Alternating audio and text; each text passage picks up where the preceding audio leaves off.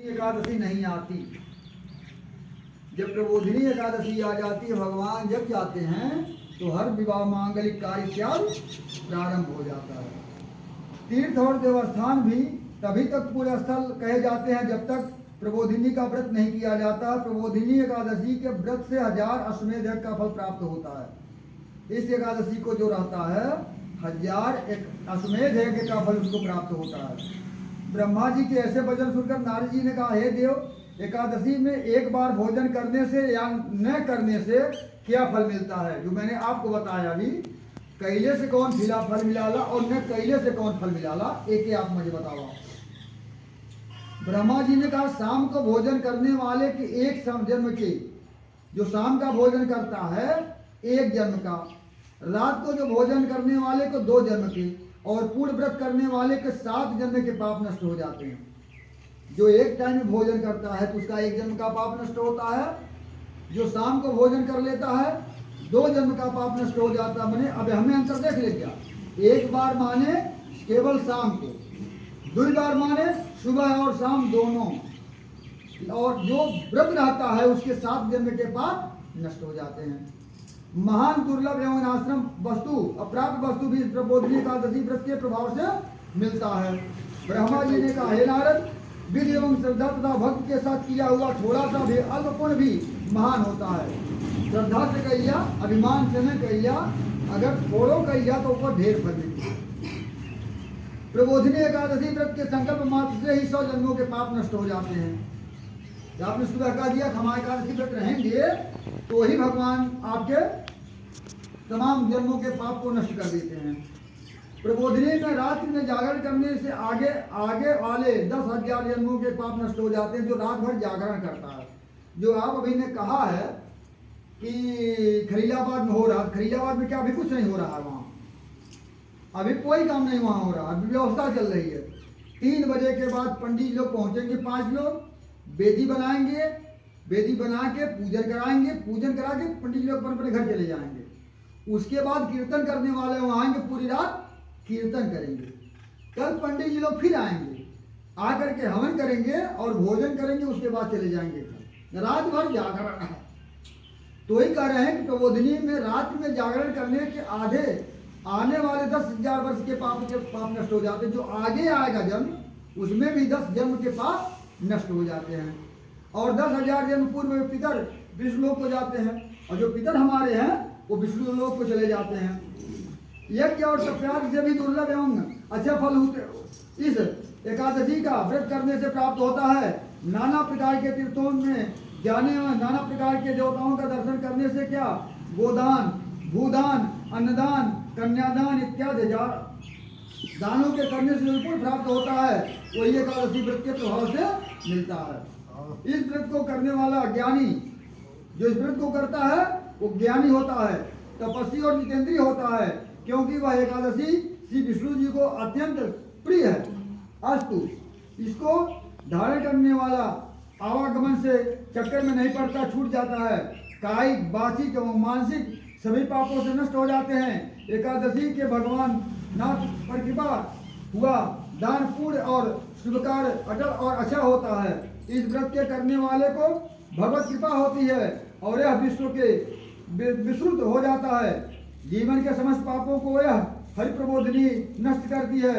इसके व्रत का पूर्ण फल महान और अच्छा होता है। जो लोग प्रबोधिनी का व्रत कर भगवान विष्णु की कथा को सुनते हैं उनके समस्त पाप नष्ट हो जाते हैं।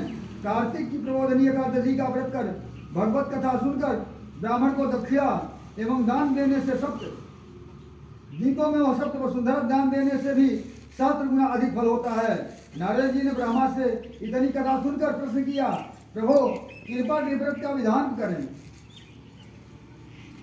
ब्रह्मा जी बोले, एकादशी को निद्रा त्याग कर ब्रह्म मुहूर्त में नित्य कर्म से निवृत्त हुआ कुआं, तालाब अथवा नदी में जाकर स्नान करे और कर आज एकादशी का व्रत रखकर भूखा रहूंगा।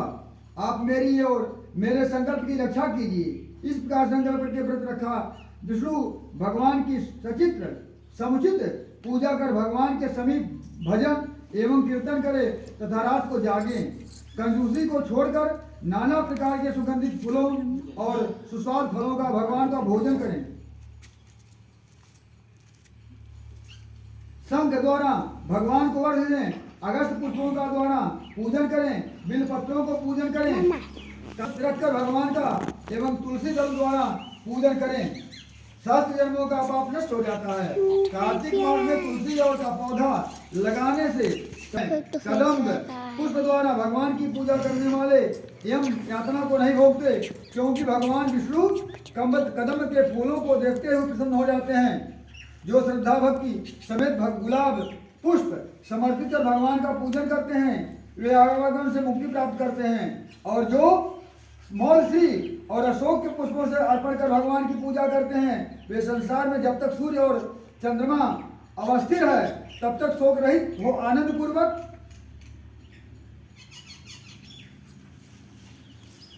निवास करते हैं। श्वेत एवं लाल कनेर फूलों द्वारा पूजन करने वाले को भगवान अत्यंत ही प्रसन्न होते हैं। तुलसी दल द्वारा भगवान की पूजा करने से भगवान सहस्त्रों गुण अधिक प्रसन्न होते हैं। जो प्रयत्नशील प्राणी सभी मंत्रों द्वारा इस एकादशी पत्रों द्वारा इस एकादशी में भगवान की पूजा करता है, वह यमराज के पास में मुक्त हो जाता है तथा चंपक पुष्पों मरण से रहित हो जाता है। स्वर्ण निर्मित केतकी पुष्पों द्वारा भगवान की पूजा करने से कोटि युग जन्मों का फल प्राप्त होता है। श्वेत पीत और लाल कमल सुगंधित फूल लाकर जो भगवान को चढ़ाते हैं, वह श्वेत पीत व लाल दीपों में वास करते हैं। इस प्रकार भगवान का पूजन कर वह रात्रि जागरण कर प्रातः काल बहने वाले नदी में स्नान करें, समस्त पापों से नष्ट हो जाते हैं। भगवान की पूजा करें और व्रत की पूर्ति के लिए ब्राह्मण भोजन कराकर और ब्राह्मणों को दक्षिणा दें। मीठे वचनों से उनकी विनय करें, गोदान अन्नदान इत्यादि दें, उन्हें संतुष्ट करें। भगवान को प्रसन्न करने के लिए ब्राह्मण को भूयसी दक्षिणा दें। इन्हीं के सामने व्रत को समाप्त कर पालन करें और यथाशक्ति ब्राह्मण को दक्षिणा दें। रात में कथा सुनाने वाले और कीर्तन करने वाले ब्राह्मणों को भली प्रकार सुवर्ण युक्त बेलों की जोड़ी का दान करें। धात्री के समान स्नान करने वाले को दही और मधु दान करना चाहिए। तेल के स्थान पर घी और घी के स्थान पर दूध का दान करना चाहिए। भूमि पर शयन करने वाले को शया दान करना चाहिए। मौन पर धारण करने वाले को सोना और तिल दान करना चाहिए। केश धारण करने वाले को दर्पण दान करना चाहिए। जूता न पहनने वाले को जूता दान करना चाहिए। देव मंदिर में दीपक जलाने वाले को सोने के तांबे क्या दीपक घृत सहित दान करना चाहिए। जो दिन में अन्न एवं रस भोजन करने वाले हैं, उनको स्वर्ण और वस्त्र अलंकार समेत 8 घड़े दान करना चाहिए। यदि पूर्व कथित दान करने से शक्ति न हो तो ब्राह्मण को वचनों द्वारा संतुष्ट करना चाहिए। चातुर्मास में त्यागी हुई वस्तुओं का पुनर्ग्रहण करने के उपयुक्त नित्य अनुसार दान करना चाहिए। विघ्न रहित चातुर्मास व्रत पूरा करने वाले ब्राह्मण को संपूर्ण ऐश्वर्य प्राप्त होते हैं।